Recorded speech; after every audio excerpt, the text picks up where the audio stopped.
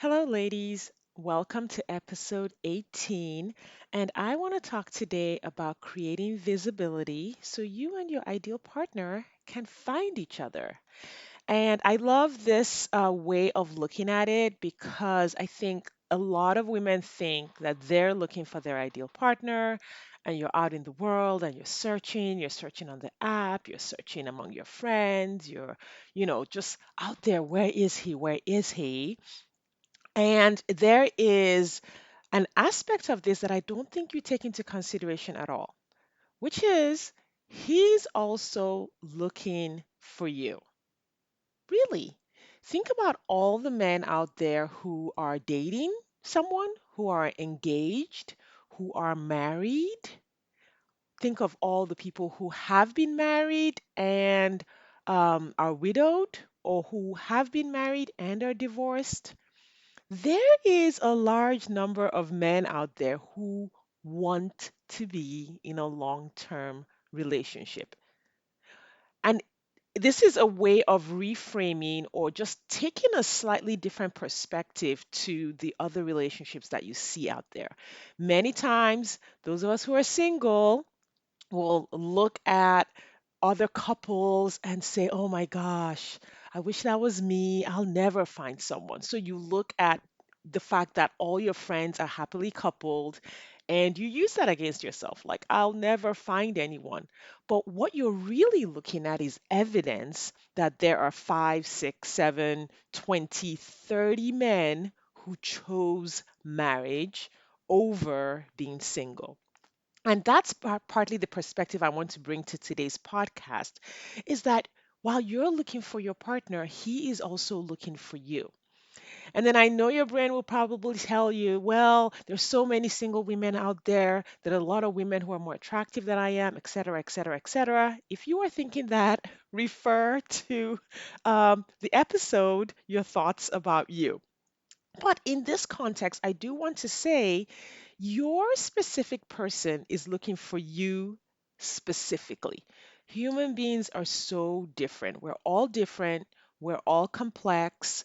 We all have like these combinations of likes, dislikes, our backgrounds, the way we were raised, our spiritual inclinations, our activities, our hobbies, our careers that make each person so unique that we're all looking for something different. In truth, there is no competition in the dating world. I know it feels like it. I know it feels like there's so much competition, but there really isn't. I like to use the example of myself and my husband, right? He was single and looking for over 5 years, like single and actively looking for over 5 years before we met. And it wasn't that he didn't have dates or he didn't meet people, he didn't find what he was looking for until he met me. And I also met people and dated, and there were some people who were interested in a long term relationship, but they were not exactly what I was looking for. So I want to lend you my belief that there is an abundance of men out there who are marriage minded and who want a long term relationship. And I also want to lend you my belief that your specific partner, your specific person, is looking for you. And so we need to get you visible so that he can find you and so that you can find him. A lot of the thoughts behind feeling invisible, feeling like no one notices you, come from thinking, well, I don't know where to meet good men. The only men I meet are, you know, no good. Or feeling like you don't have a voice, or feeling like you don't belong in the space where you live, or in the space where you work, or in the community that you belong to. You might also tend to just meet unavailable, incompatible men. And I'll explain why this happens. It happens because you're leaving it up to the man to find you versus you going out after what you want. But we'll talk a little bit more about that. Um, and then you might also be thinking in terms of geography that there are no compatible men in your city, that your city is just full of the types of men that you don't want. All of these things are stories that your brain is telling you because it wants to keep you safe. None of these things is true. It's not just unavailable and um, toxic men out there. The reason that's happening is because you are not intentionally going out and putting yourself in the spaces where the men that you want to meet are. And it's not also not true that there are no good men in your city. Like there's all kinds of people in your city. I hear this a lot. And the reason I know it's not true is because I believed it at one time. When I was dating, I just thought, my state, my city, like there's no one here. I'm just going to have to move. And what's interesting is once I changed my mindset, once I changed the way I was thinking, once I began to believe in my own ability to create what I wanted and go out into the world and do things differently, I actually began meeting more and more people who were, in many ways, very close to or exactly what I wanted. So, all of these stories that your brain tells you about your ability to be visible, your ability to connect with your soulmate, your ability to meet good people or find good people, or even the existence of good people in your area, comes because your brain wants to keep you safe. The only thing making it hard for you to meet good men is the way you think, not the way the world is. It's the way you think. Your brain wants to keep you safe. And the way it thinks it's going to keep you safe is by having you stay in a small, comfortable network or a comfortable tribe. So I want to ask you a question. How many new people have you met recently? Whether you met them online or whether you met them in the real world, or whether you met them on Zoom or in an activity, in a conference, at a party, how many truly new people have you met? Your brain will tend to want to keep your circle small because that feels safe. Everyone in my circle is familiar. I know exactly who they are. I know exactly what they're going to do. And so I feel safe. And some of the ways your brain will try to keep your network safe is by avoiding new and unfamiliar situations. So anything that looks new, that looks different, even things that look amazing. I have talked to women who will swipe left on men that they really, really like because their brain tells them, oh, probably not good for him, not good enough for him. He probably won't like you. Let's just swipe left and avoid the potential rejection of someone amazing rejecting us. And the brain does that because it's so afraid of that rejection. It wants to keep you safe from rejection. So it keeps you swiping right on all of the same kinds of guys that you've been swiping right the whole time. Another way your brain keeps you safe is by thinking that the other is to blame, like a negative attitude towards whoever your brain considers the other. So your brain considers your familiar, comfortable network l- that they are like you and so they are safe.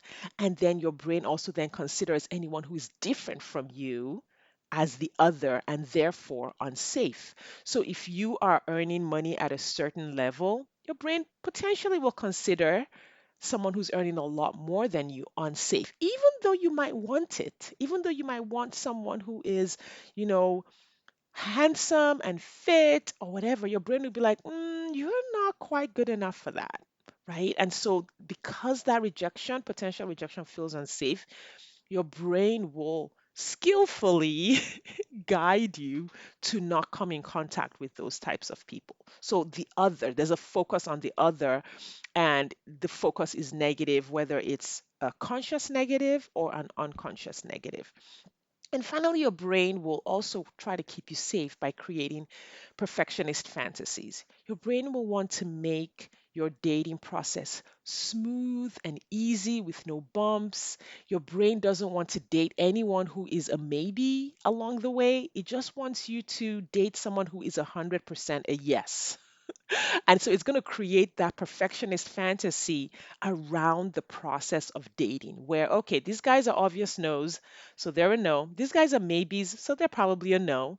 And then I just need to wait for the one guy. I need to make sure he's going to say a yes before I approach him or before I ask him out or whatever however your brain designs what it tells you so that you're not in a position to potentially be rejected. And so you have to kind of acknowledge that your brain is doing a really good job at what it's doing, right? It's keeping you from situations that it thinks can harm you, even though those situations are exactly what you want.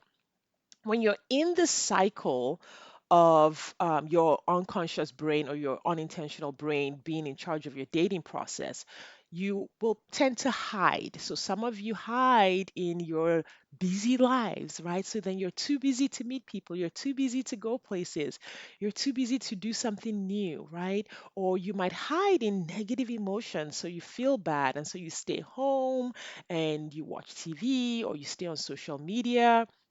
You avoid situations where you might be socially awkward rather than stepping out and learning how to get over those awkward moments. You might feel like an outsider when wherever you go, and because that feeling is so uncomfortable, you stop going places. You might wait for perfect people or the perfect one, like I talked about, the perfectionistic tendencies.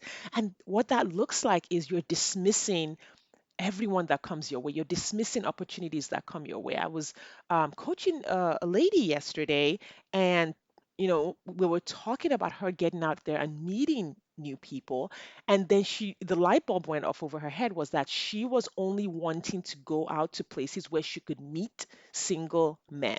And so she had turned down other activities where there was a mixed crowd, but because it didn't look like a place that she could meet her potential partner, she wouldn't go. But what I want to say is everywhere you go is an opportunity to increase your network.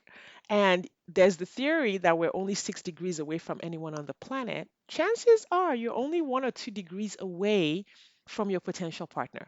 Like he is probably already in your orbit. But if you are not meeting new people who could potentially introduce you to other new people, if you are letting your brain keep your network small and comfortable and unfamiliar, if you're letting your brain trick you into quote unquote conserving calories by putting in low effort into becoming visible, then it feels like there are no good men. But the reason there are no good men is because you're not creating the space to meet more and more of those good men. Your brain may also be telling you there's no one good out there. Your brain might also be rehashing your old experiences with men. And from rehashing your old experiences with your ex husband, ex boyfriends, relatives who were narcissistic, by rehashing all of those experiences over and over, your brain creates this assumption within you that that's all you're going to experience going forward. And then guess what? That is all you experience going forward because you're not taking a different path to create new experiences. One more way that we tend to hide is by not being who we really are. And this is the people pleaser side of not being visible because we so want people's approval. We want people to like us. We want to be seen as being nice. We want to be seen as being accommodating and doing the right thing. Then you don't show who you really are. So you might be out there meeting people. This is an interesting one because you're out there meeting people, you're talking to people, you're in spaces where people are around you all the time, but you, the real you, is hidden in plain sight. You are literally hidden in plain sight because you are not revealing who you really are to the people around you. So there is no point of attraction for the men who meet you. And there's so many reasons why this could be the case. Many women who have been divorced kind of lost our identity. Like we lost our identity in the being the mother, being the wife, pleasing all the people, doing all the things, being busy, volunteering, etc. And so you might not know who you really are right now. That is entirely possible. That work requires self discovery. Who are you? What do you want? What are your preferences? What do you want to do with your life? Where do you want to live? What career do you want? Like, how do you like to dress? So many little pieces of self knowledge that are potentially what we've left behind. And when you are not secure in your self knowledge, you will tend to hide in plain sight because you won't have anything to reveal to the people that you meet. You might also not be very good at self championing. Self championing is where you are your own best backup, your own best friend, you're your own. Like your own big sister, your own like ride or die, so that when you go into a new environment, you know that you can protect yourself from any awkwardness. You can, even if bad things happen, you know, okay, I got this. I can take care of myself.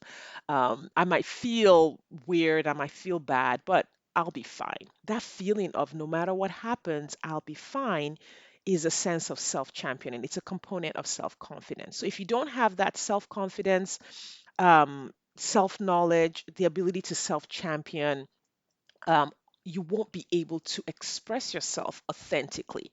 You'll always be in that mode where you're trying to figure out the right way to do things, what do people want to hear, what's going to protect you from being rejected or being shamed or humiliated or embarrassed, and all of that. So you have to take some time in order to be visible. To create that self confidence, that authentic boldness. And I use the word authentic boldness because being bold looks different for everyone. Some people are introverts, some people are extroverts. Um, all of us have different personalities. Authenticity looks different for each person. An introvert or even a quiet person who doesn't say much can still be very self expressive.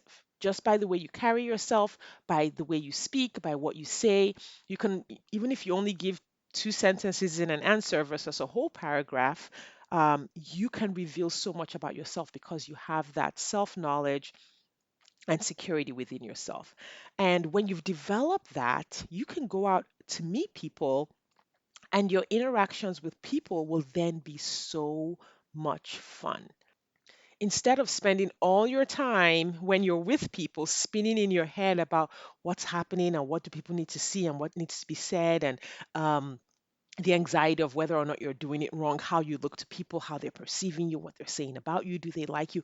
Instead of spending all that time in your head when you are meeting new people, because you're like really solid within yourself and grounded and centered, you will be able to just authentically express who you are. And who you are is exactly what your partner is looking for.